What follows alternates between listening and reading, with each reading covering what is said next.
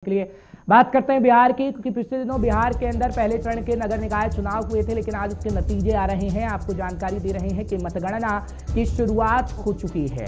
खबर इस वक्त बड़ी आपको दे रहे हैं, 156 शहरों में की जा रही है वोटों की गिनती। पहले चरण के मतदान के नतीजे आज आ जाएंगे, क्योंकि पहले चरण का मतदान हुआ था। ये मतदान 2 चरणों में हो रहे हैं। पहले चरण का मतदान हो चुका है, जिसकी मतगणना आज हो रही है और 156 शहरों में वोटों की गिनती जारी है। और आपको जानकारी इस वक्त की ताजा दे रहे हैं बिहार से। फिलहाल पहले चरण के मतदान के आज नतीजे आ जाएंगे, क्योंकि पहले चरण का मतदान नगर निकाय चुनाव के लिए हो चुका है। कृष्णा ठाकुर इस वक्त ब्यूरो चीफ बिहार मेरे साथ जुड़ चुके हैं, उनसे भी जानकारी लेने की कोशिश करते हैं। कृष्णा, क्या कहेंगे, कब तक नतीजे क्लियर हो जाएंगे कि हाँ कौन जीता कौन हारा? शाम आते आते क्या यह स्थिति क्लियर हो जाएगी, क्योंकि अभी शुरुआत हुई है वोटों की गिनती की?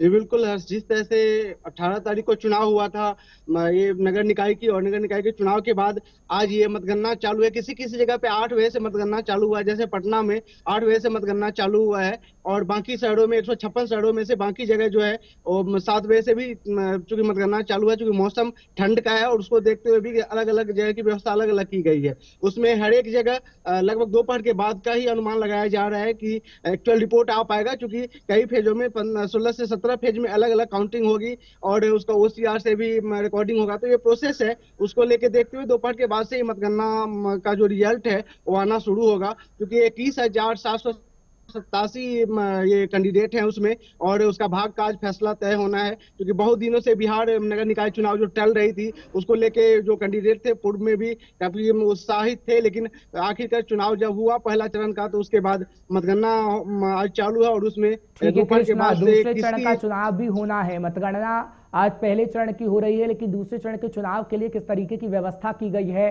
क्योंकि तुरंत दूसरे चरण का चुनाव है और तैयारी लगभग पूरी हो चुकी है?